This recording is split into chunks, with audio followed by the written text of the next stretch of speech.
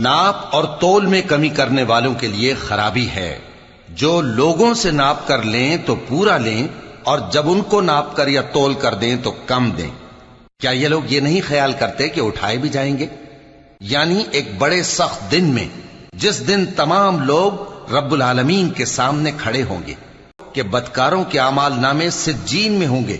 اور تم کیا جانتے ہو کہ سجین کیا چیز ہے؟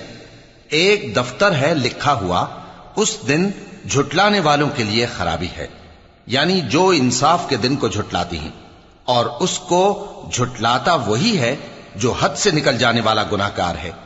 جب اس کو ہماری آیتیں سنائی جاتی ہیں تو کہتا ہے یہ تو پہلے لوگوں کے افسانے ہیں۔ نہیں، بات یہ ہے کہ یہ جو اعمال بد کرتے ہیں ان کا ان کے دلوں پر زنگ بیٹھ گیا ہے۔ بے شک یہ لوگ اس روز اپنے پروردگار کے دیدار سے اوٹ میں ہوں گے، پھر یہ لوگ یقیناً دوزخ میں جا داخل ہوں گے۔ یہ بھی سن رکھو کہ نیکوکاروں کے اعمال نامے علیین میں ہوں گے۔ تم کو کیا معلوم کہ علیین کیا چیز ہے؟ ایک دفتر ہے لکھا ہوا جس کے پاس مقرب فرشتے حاضر ہوتی ہیں۔ بے شک نیک لوگ نعمتوں میں ہوں گے، تختوں پر بیٹھے ہوئے نظارے کریں گے، تم ان کے چہروں ہی سے نعمت کی تازگی معلوم کر لو گے۔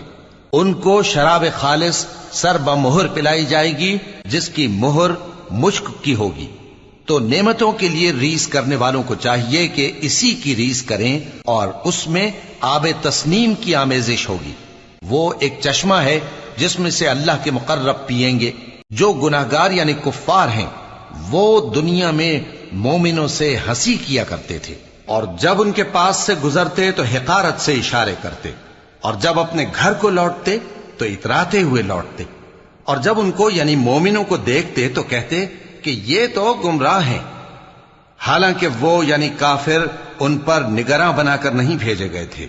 تو آج مومن کافروں سے ہنسی کریں گے کہ مسندوں پر بیٹھے ہوئے ان کا حال دیکھ رہے ہوں گے۔ آج کافروں کو ان کے کاموں کا پورا پورا بدلہ